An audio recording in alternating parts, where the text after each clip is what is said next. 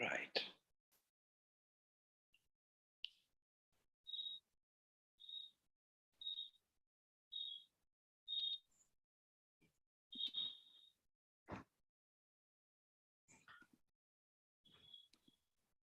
So I think we Mr. Rao, we are good to start. Yeah. Yeah. So good evening, the Thai fraternity in Hyderabad. Welcome to the second edition of the Thursday Night Talk, which is getting great traction now. And this evening, we have a very enterprising talk of a great inception, growth, and success. We have Aditya Vuchi, the man behind Media Mint. Next slide. So he'll talk about the growth lessons while building a 1,500 people company. So look forward to this. Next slide, Sandeep. And to ask and grill to a certain extent, Aditya, we have Rashida Irinwala, our Vice President of Thai Hyderabad. She's also the founder and partner of RNA Associates, which are in the company secretarial and legal work. Next slide. So about our speaker, Aditya, he's been a serial entrepreneur, having started successfully and scaled companies over the past 10 years. Media Mint, Zipper, and Doosra are some of them. He's an alumnus of Hyderabad Public Schools, CBIT, and the West Virginia University. And in 2010, he co-founded Media Mint, which is now a successful 1,500 plus people marketing operation that works with some of the largest ad agencies and publishers globally. And the interesting part is he recently exited Media Mint to Brightcom in a successful cash per stock deal of a significant 566 crores. There's a lot of excitement about this. His ventures have provided direct and indirect employment to over 2,000 people in the last 10 years. He is a seed stage investor with the philosophy of investing patient capital in 3 firms in the last few years. One firm which he successfully exited in 2018. Aditya is also an active athlete, playing school and college level lawn tennis during his early years. So a well-rounded personality of education, entrepreneurship, as well as an athlete. Next slide. Yeah, so before we go on, just some general ground rules for the participants. All attendees in the meeting are requested not to access cameras or microphones throughout the session. Please use the chat option to ask any question to the speakers. Your questions will be taken up by the moderator to ask the panelists. If you have any trouble with audio, try checking your internet connection or seek help from the host. So I've set the guidelines, the ground rules, and over now to Rashida and Aditya.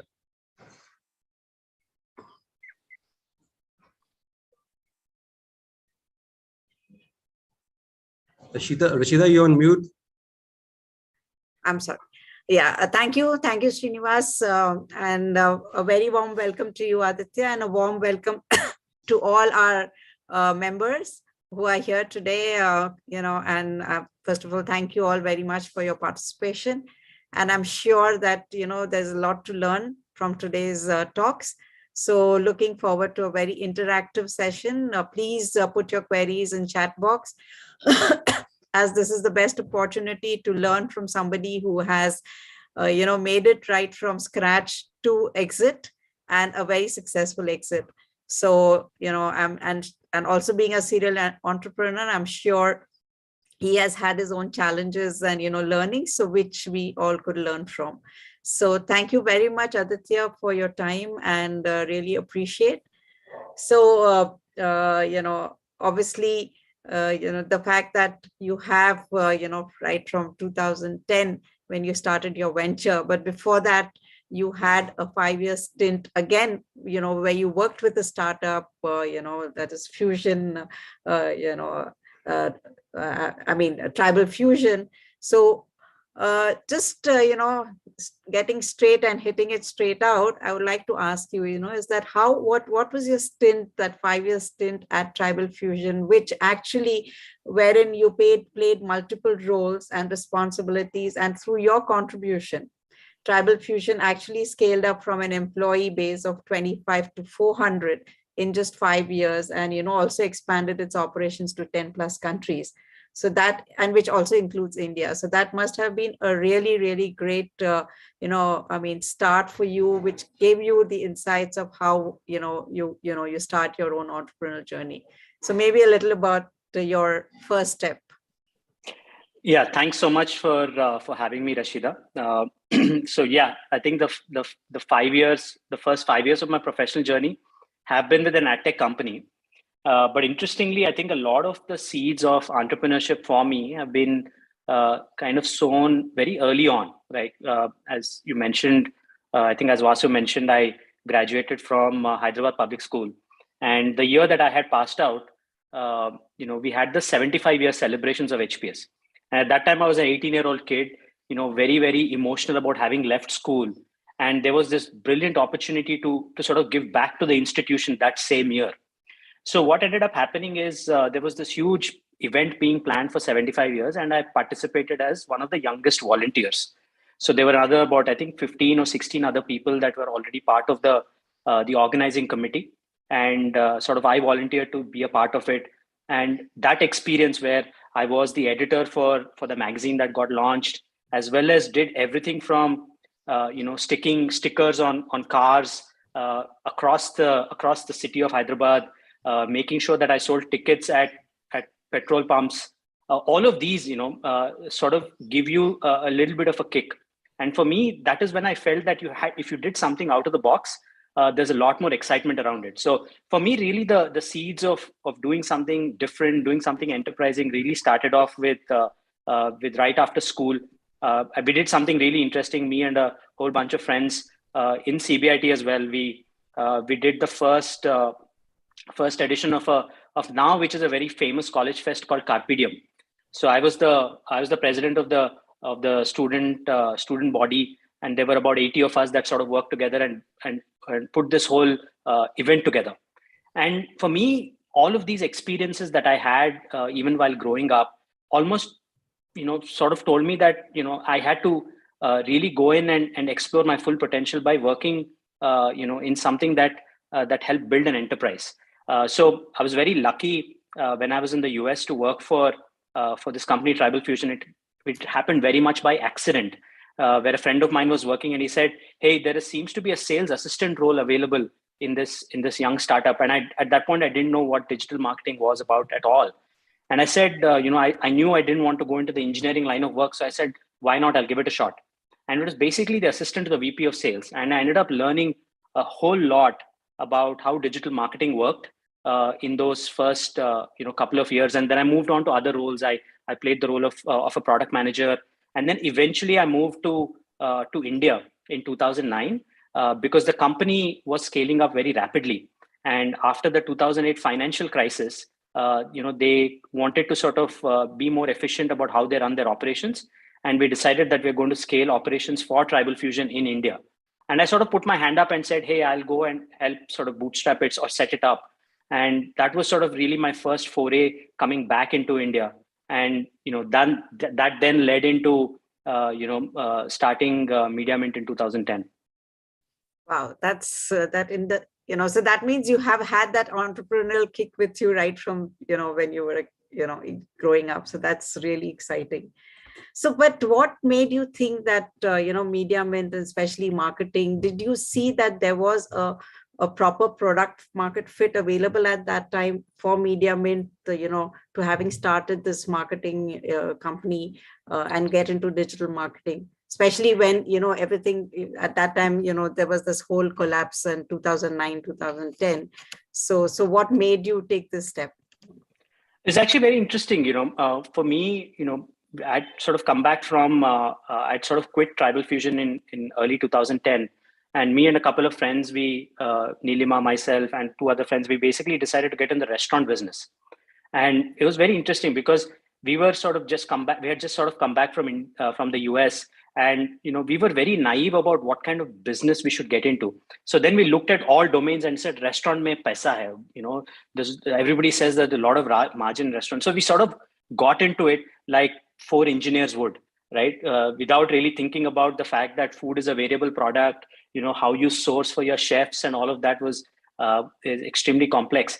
And not surprisingly, within 8 months, we kind of shut shop because we realized, we could not be doing this for the next 15 years and be very excited about it.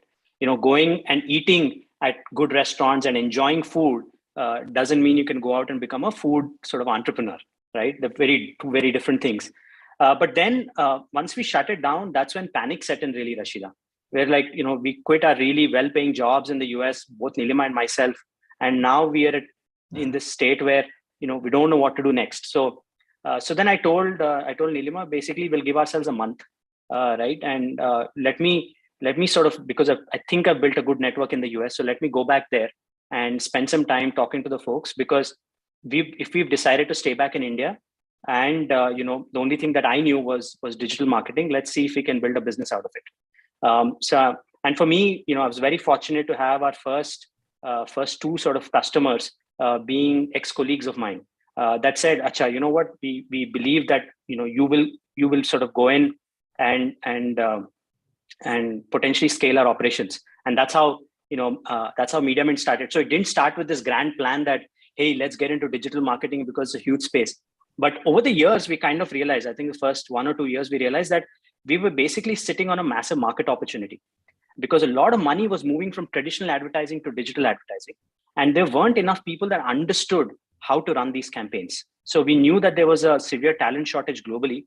And with our sort of background and having sort of seen how to build an operation from a really small startup to the scale that Tribal Fusion went to, gave me enough confidence that we could give it a serious shot. Excellent. Great. So, by the way, just to let all of you know, Nilima also happens to be his life partner and also co-founder of Media Mint. And that's how the two of them started this journey together. So, obviously, as we discussed that, you have Media Mint was totally bootstrapped and you did not raise any funding whatsoever. And yet you managed to scale up to such an organization up to 1,500 employees. So can you just talk to us through how did you, step by step, how did you manage to scale up? And, how did you strategize? How did you plan your funding, for the benefit of all? Yeah, so I think, I get asked this question a lot, but really at that point of time, there was no real sources of funding to spoil us, right? I mean, we had to sort of make it for ourselves. In 2010, there weren't any early stage, accelerators, incubators, VCs, they didn't exist at the time. So it was really about, if we wanted to do something for ourselves, we had to find a way to grind it out. But I think what really helped us is when I think about it, are three things, Rashida.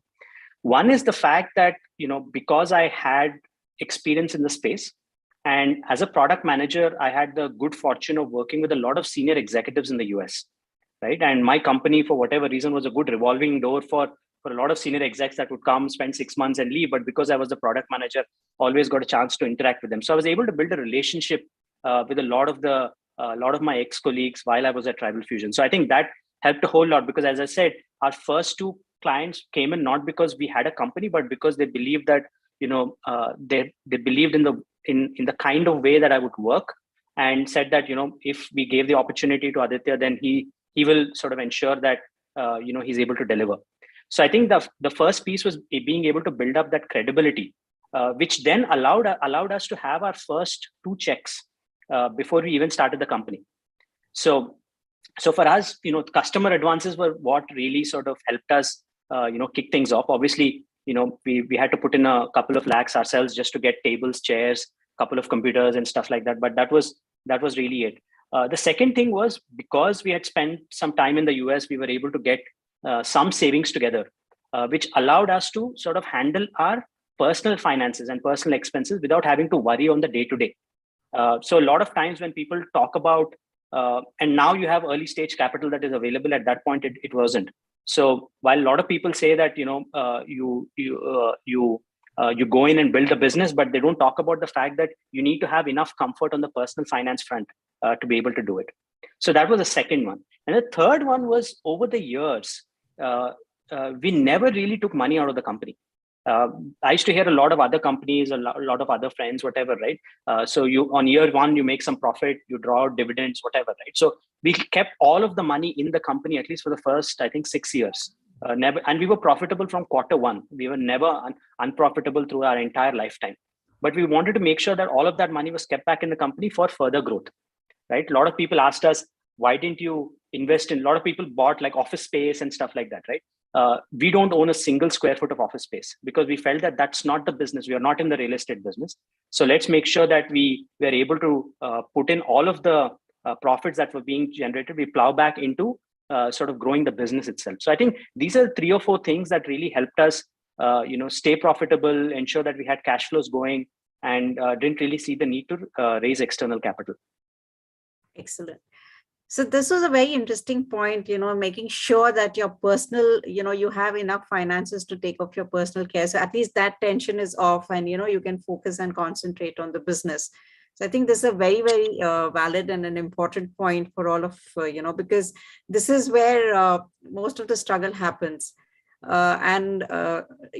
Taking customer advances and working on that and, not taking money out of the company. That also, I think, is something which is an interesting point to note.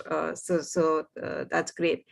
But I'm sure that, everything is never, there's never an upward thing. There's always, ups and downs and a lot of challenges that would have come through while you were scaling up. So could you throw some lights on some of the challenges or your learnings, which could help, other startups to, at least understand that what could go wrong and how does one set it right, going? Yeah, no, I think there are 2 pieces to this, Rashida, that I'd like to focus on. One is, a lot of times people talk about what we did, right? What a company did. But a lot of times, the company, in my view, the journey of the company is defined by what we decided not to do, right? And those end up defining a lot more than what you ended up doing, because distractions are a big part of any business, right? True. So I think there are 3 or 4 things that we decided not to do that I think helped us tremendously keep our focus over the years. The first thing that happened, this was back in 2012, where Google was sort of scaling up their operations center in Hyderabad significantly, right? And I knew a bunch of people at Google, both in Mountain View as well as here, and they were like, hey, you know what? And that time we were a 30 people company, right? Really small. And Google basically came in and said that, hey, would you like to help staff about 50 to 60 people for us in our offices? Right. At that point of time, we said, no, we're not a staffing company. We're not going to be doing that. If you as Google want us to handle your marketing operations, let us know. We'd be happy to take that up as a business. Google said, no, that's not a direction that we're going to go. And we decided to part ways, right? So, and at that point of time, in a 30 people company, and you have an opportunity to build up almost triple the size of your company, and saying no to that, I think was very pivotal for us. Because that helped us establish our own brand and how we operate, allowed us to sort of, build our own culture and the way that we would go about operationalizing things. So that was the first one. The second thing that we did is we decided, and this I learned it out of, we ran an early stage in 2011. We ran a campaign for one of the real estate companies in India, and we ran it for like a month or so, and I didn't get paid for 6 months. And at the end of 6 months, I basically, I asked for my money, and they basically said, hey, we're going to pay you your money, but will you give us a 10% discount?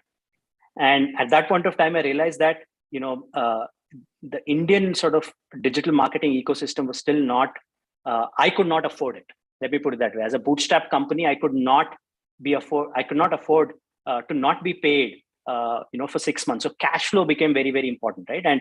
And the being able to work with US, in the US market meant that you'd get paid on time, and if they didn't pay you in 30 days, and if you're net 30, this thing on 31st day they would apologize and pay you, right? So very different kind of culture compared to India. So we decided to not focus on the Indian market, even though everybody kept saying that the Indian market is exploding. The third thing that we did is we said no early stage to in our early days to outsource product development. So a lot of people said, hey, now that you have this entire setup, why don't you hire a few engineers and sort of help us scale our product development efforts like any other IT company would. And we said no to that. We said we want to focus on marketing operations because that is our strength. Product development is not our strength, so we'd like to not sort of focus there. So we left money on the table there as well. And the last piece was until we really established ourselves in the US market, we decided not to go into any other country as well. So I had experience sort of setting up, operations for Australia, for the UK. So while there were salespeople in those markets, I was responsible at Tribal Fusion for setting up the back office operations for these countries as well. So it was very natural for me to look at UK as well as Australia. And we decided not to do that because there was enough headroom in the US. So these are some of the things that we decided not to do, which I think helped keep our focus in what we were doing as a business.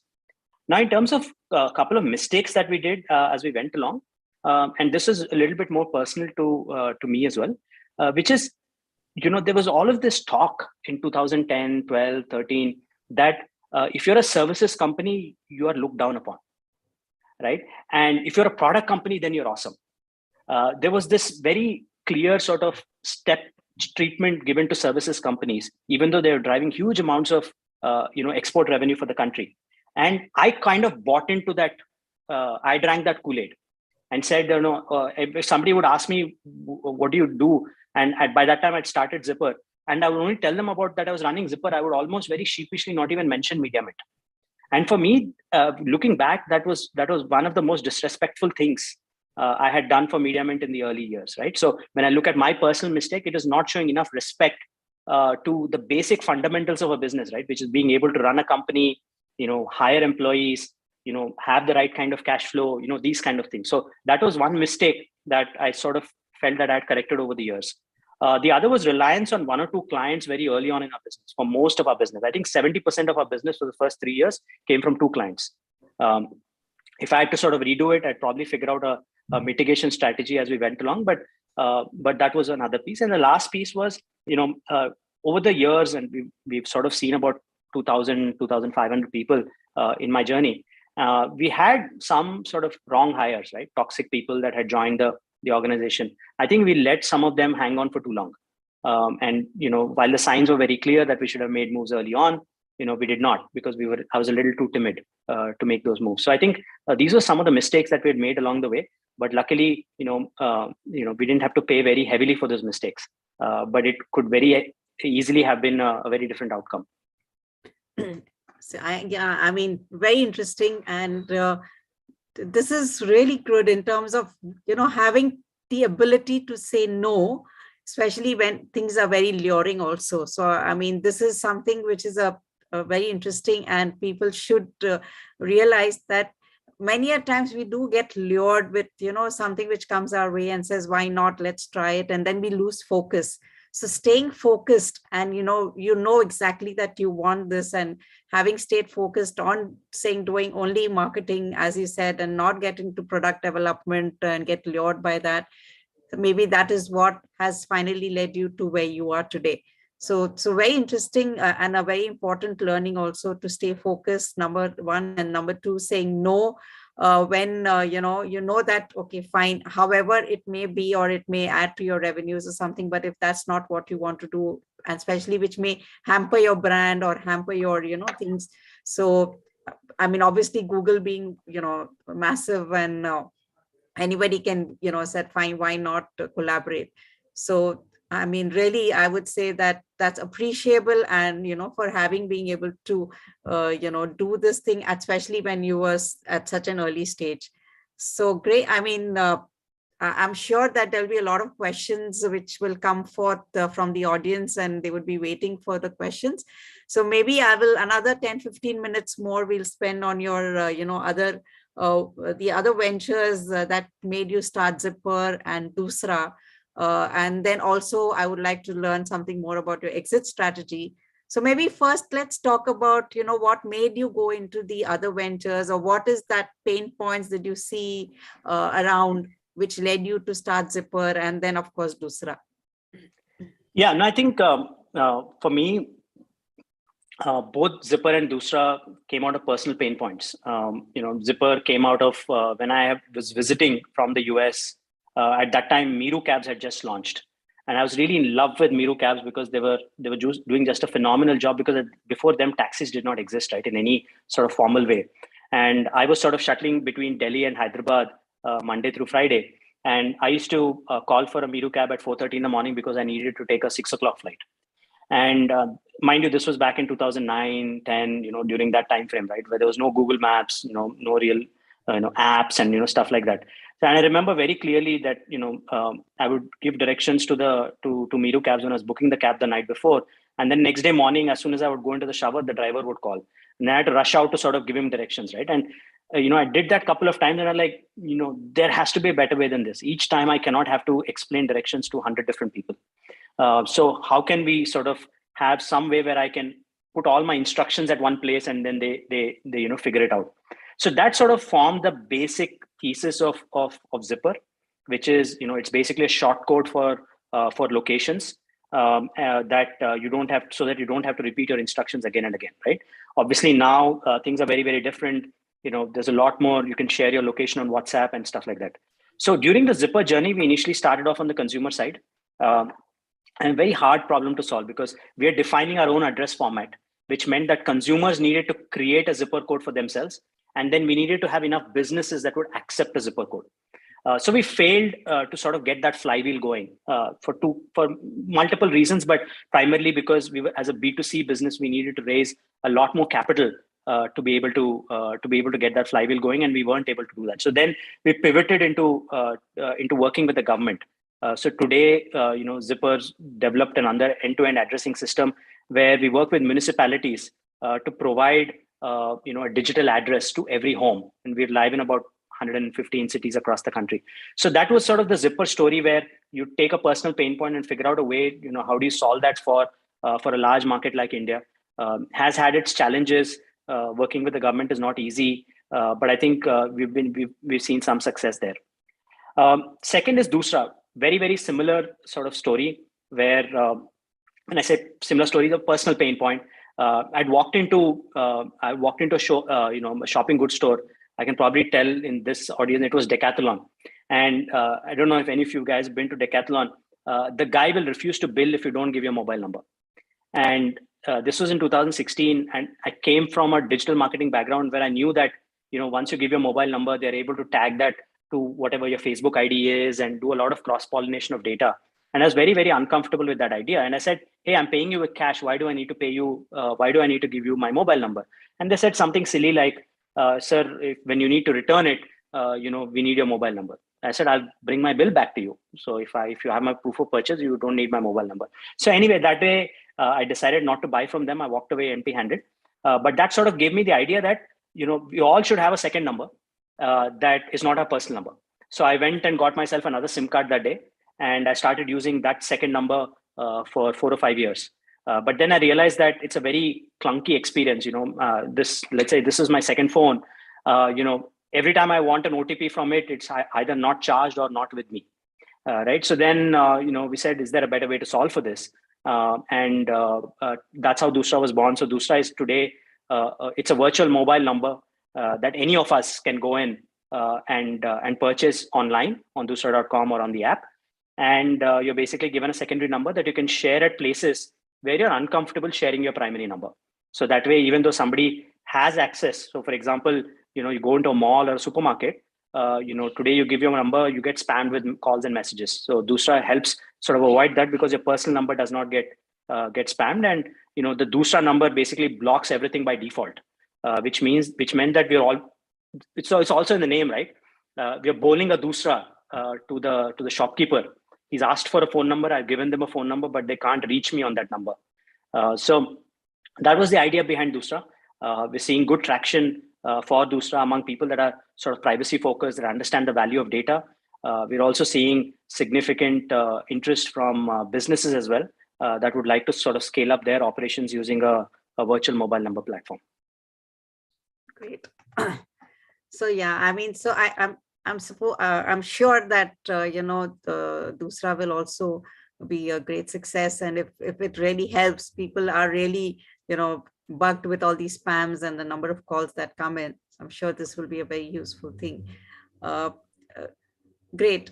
So coming to the fact that now that you have exited Media Mint and for a very good price, and Brightcom has acquired it. So what was your strategy? I mean, when you started your journey, did you plan that you will have an exit at a particular period of time, or, you just let it flow and, it just happened coincidentally, or, or it was just unplanned? No, I think obviously we didn't. If you look at how we started the business, right? It stemmed from the fact that ab kya kare, and all we knew was, hey, digital marketing, and that's how MediaMint started. So it didn't start with a plan ki, at some point of time we will exit. But just having seen so many different companies, and once you scale to a certain point, I used to tell a lot of my colleagues when we hit more than 400 people, I said, I've never worked at a company the size of MediaMint myself, right? So you also start to realize that you need to bring in the right kind of people, and you need to make the right kind of take the right kind of steps to see that the company continues to grow, right? We did that over the years with the kind of hires that we have made, where people said that, okay, why do you need to hire your first sales guy so early, full time, that too, right? And I said, I've tapped out. I knew about 5 or 6 people. All 5 or 6 are working with me today. How do I grow the business beyond that, right? Similarly, we had similar interventions through the years that really helped us scale as a company. And we were profitable. So there was no real need for us to really exit as well, right? But we also realized that as you sort of look at the size and scale of the company that it is today, that if there was an opportunity for us to be able to move on, because by then I had started Zipper was going on, then I'd started Doosra as well. So there was this thing that I need to sort of consolidate my focus as an entrepreneur. And for me, the exit was one way of thinking about it. So we weren't actively looking. Of course, I'd known Suresh Reddy from Brightcom for many years, and he was sort of going through his journey and scaling up, Vibrant, Lycos, and then Brightcom, and and he was following us, right, in terms of knowing how we were growing as an organization as well, because he had a similar story, probably a decade ago.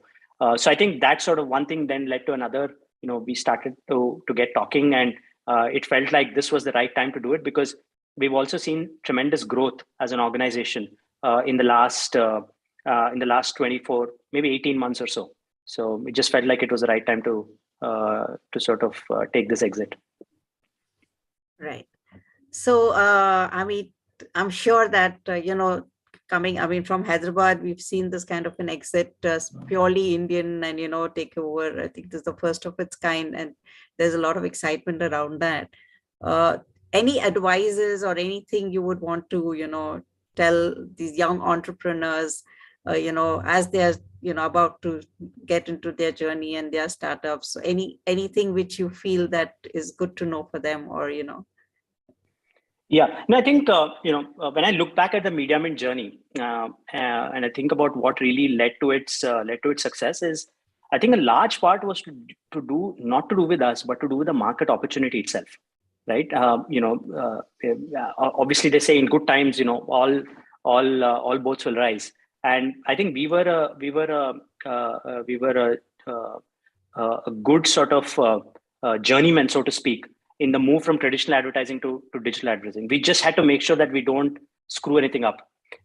Just make sure that there's enough opportunity coming along, and we have to make sure that we execute on it diligently, and which is what we did. So I think one is pick an idea, pick a market where the size is huge, where the opportunity is huge. Because when you do that, there's a lot more. The market, when the market is large, your mistakes are a lot more forgiven, right? We made mistakes along the way, but those mistakes kind of got a little bit overshadowed by just the market opportunity. So I think picking a market opportunity, I think, gives you a little bit of that leeway to make mistakes.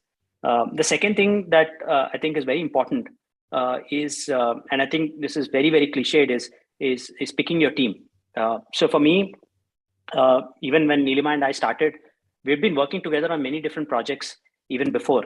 It just happened that we were friends. We also worked together, and we happened to be life partners. So I think having very complementary sort of skills were very useful in the beginning, because Nilima was She was a computer science engineer. So our first project, she was sort of doing the coding. I was doing the project management as well as the sales. So having sort of a complementary founding team, I think is very, very useful.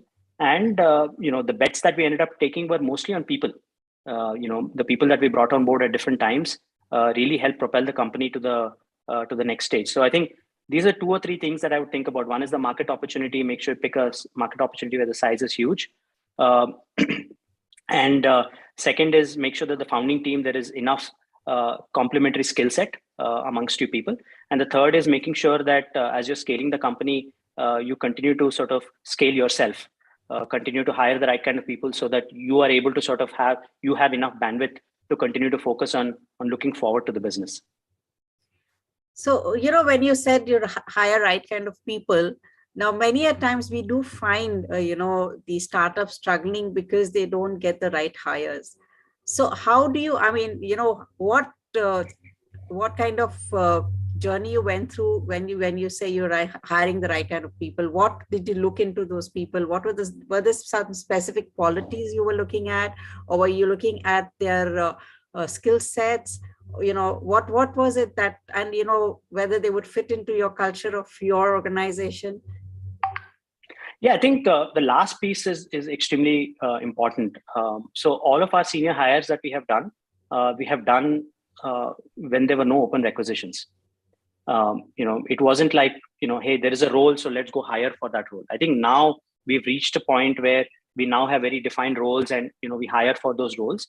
But early on, it was more like, hey, you know what, you find a person that you align with, and that aligns with the culture of the organization. And I'm not just saying you pick anybody random off the street, right? But you've built your relationships over the years. So it's about being very, very strategic about, okay, you know what, if I were to tap into this person, would that make MediaMint a sort of a much better company, right? Regardless of that is exactly what they're doing today. Because, a lot of times we've brought in people and I said, you hire good people, we'll figure out how we're going to sort of align ourselves, because at the heart of hearts, we know that we're all doing what's best for the organization.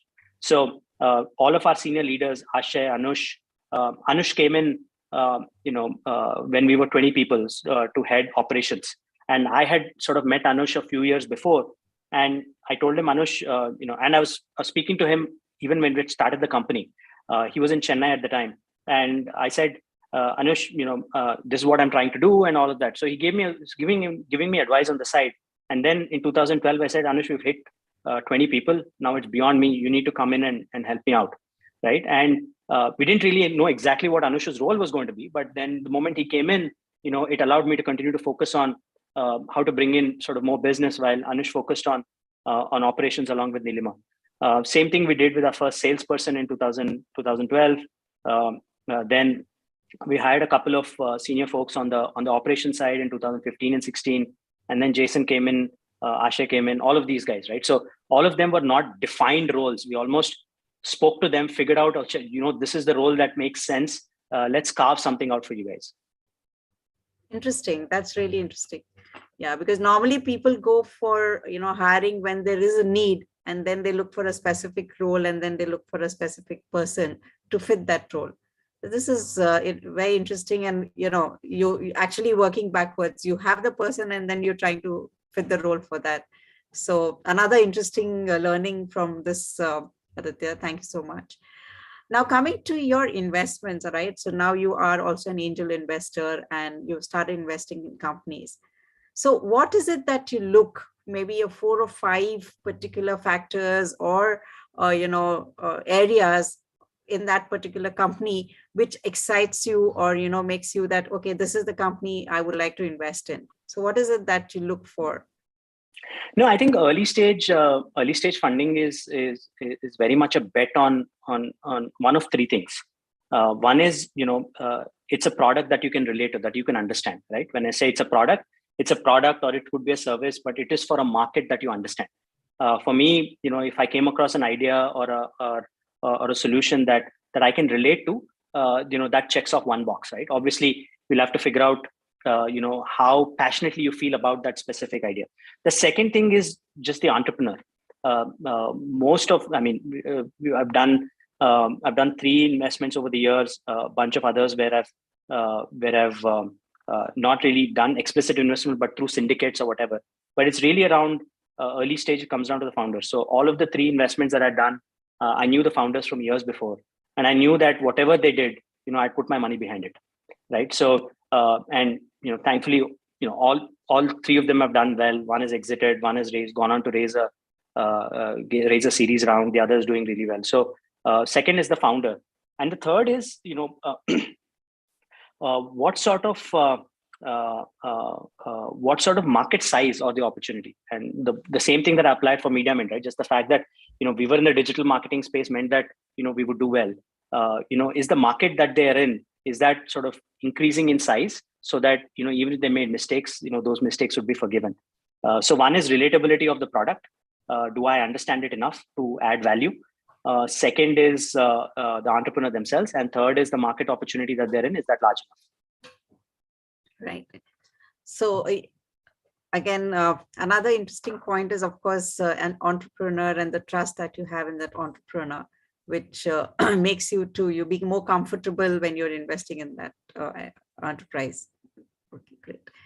So yes, we have a couple of, I see some questions in the chat box, and maybe,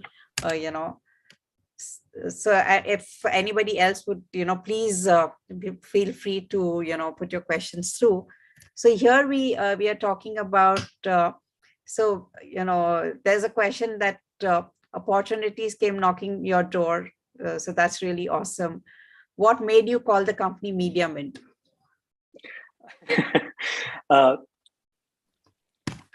This is also a little bit of a backward story, and if you notice that, for me, I'm a big fan of domain names. So I have Doosra.com and I had MediaMint.com. So when I was searching for a name for the company, we had first set up the official name of the company was Vuchi Media Private Limited, because you needed to set something up with ROC to get going. But the brand name, I was looking at media something, and I was doing a whole bunch of search on for domain names, and MediaMint happened to be available, and that's how we started it. It seemed like a nice name. There's a nice ring to it, MediaMint, and the way that we then justified it is that we'll make you get a fresh sort of perspective to online advertising. But that was more like you first decide the name, then you try to justify it to whoever asks you for it. But it's really around the .com being available. And I think even today, but definitely in 2010, having the .com domain gave a lot of credibility, whether it's from an SEO standpoint or in general, people saying, okay, your company's name is MediaMint. The first thing is to go to the browser and check for MediaMint.com. So, and the fact that we owned it gave us a lot of credibility. So it was really a backward story where first we found the domain name, the .com, and then we said, okay, we're going to call the company MediaMint. Okay, great. Nice. Interesting. So then the other question here is that, where were your, of course, I mean, you did answer that you focused mostly on the US. So your maximum customers were in the US, and you were absolutely focused because US was a large market. So that, of course, answers that question. But in terms of, if there were any customers in India and in the US, so did you, did you have differential pricing for it? Or was that, was there a different strategy for both the markets, or whichever other markets you approached? No. In fact, even today, we have 0 clients in India. So it wasn't a case of us being confused. And so we had one sort of rate card, global rate card, and that's what we ran off of. So even if somebody were to come to me saying, hey, can you run this campaign for us? And I'd run this in 2010 and realized that, yaar, mujhe nahi karna hai, right? Because it's riddled with a lot of challenges, cash flow issues, and I just cannot afford to run, let's say, 1 crore worth of marketing campaign and then not afford to get paid. So that way, I think we were in some ways that early experience made sure that we didn't have any confusion in which markets we were servicing. Great. So then there's another question which says that who were your competition in 2010 and in 2021? How has the landscape changed? No, I think so. so two pieces here. One piece is in 2010, obviously there were incumbents. There were companies that were much larger than ours. There were a company based out of Mysore that at that time already was like 600-700 people. This was in 2010. But as I said, I think the market was so large that everybody gets a piece of the pie. It wasn't a winner take all kind of, and we weren't really competing with anybody because we were too small to compete with anybody. I could not go pitch to a Google because I was too small. So I would go pitch to individual publishers saying, "Hey, can I handle your, ad operations?" And nobody was competing really for that business other than freelancers. So we really sort of started off with companies that were our size, and where we got lucky is a couple of companies that we worked with. They were as small as we were when they started, but they grew a lot. And as a result of that, we became the backbone of their operations. So we sort of lucked out with a couple of our early clients where they ended up, growing. So I think from that perspective, while we did have incumbents in the space, we didn't really compete because, we weren't competing on RFPs or anything with those clients. We were just too small with those competitors. We were just too small. But at some point of time, the kind of cascading effect picked up. And today I think we are the largest independent digital marketing operations company in India. Excellent, great. We have another question from Anita, which says that if you had to do the things you are doing differently, what would it be? This is a tough one. I did talk about my mistakes, so I make sure that I don't do those mistakes. But at the end of the day, we had a good outcome, right? So it's hard for me to say that if I'd done things differently, would they have had a different outcome? I don't know. But other than the mistakes that I can think of that I'd sort of correct, both for myself individually as well as some of the things for the company, not a whole lot that I can think about differently. Right. So we have Venkat Srinivas Reddy, who says that very proud of you as a HPS alumnus. Great achievement. I am of 1970 vintage HPS by Begumpet. Cool. So I'm also from Begumpet, Srinivas. So great to see an alum. I'm very actively involved in the alum activities, both for HPS as well as for CBIT. So it's very exciting to see that. So Sarath Venkat is asking, being a services company, do you see the threat of companies building their internal team instead of reaching out for the services you provided? How did you address that? Yeah, so I think I didn't mean to talk about it in the previous question, which is who are a competitor. The competitors really were internal teams.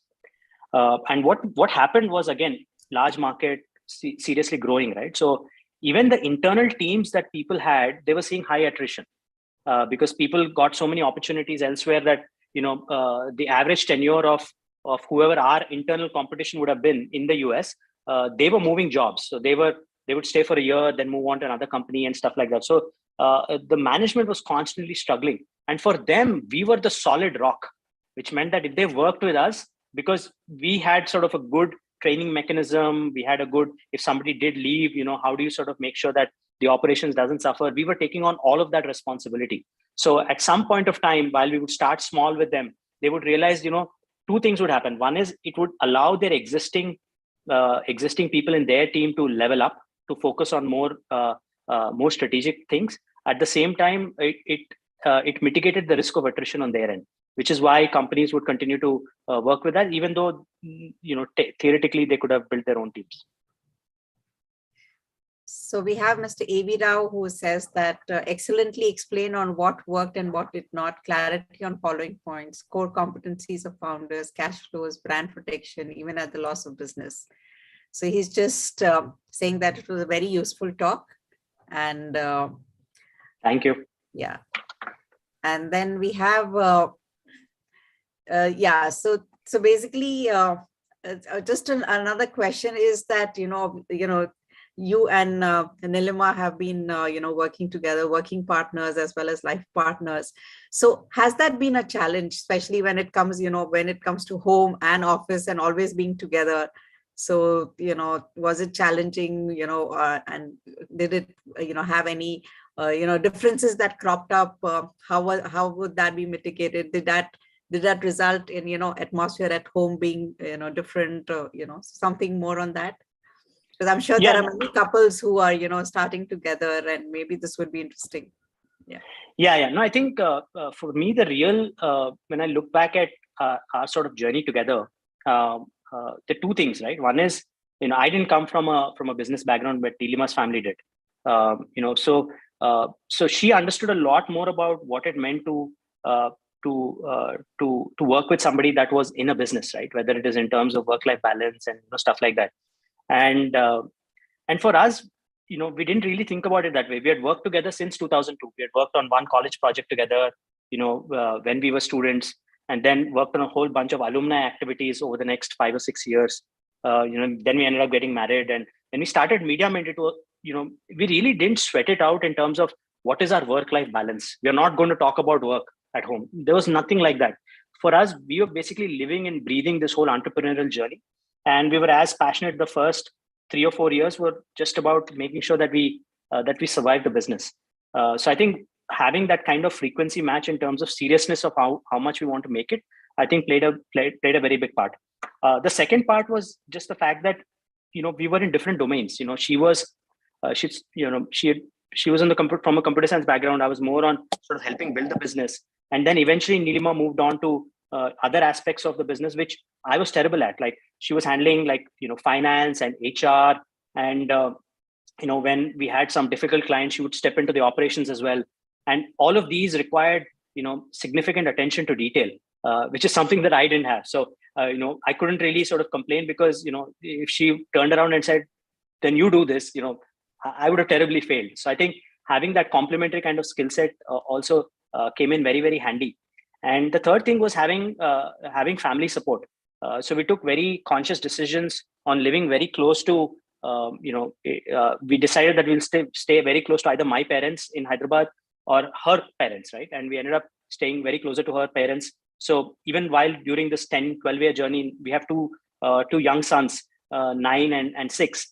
So they were born after Media Mint started, right? My first son was born in 2012. My second one was born in 2015. And, Nilima continued to work through her entire pregnancy. She probably took a week off for both her pregnancies, right? In 2012 and 15.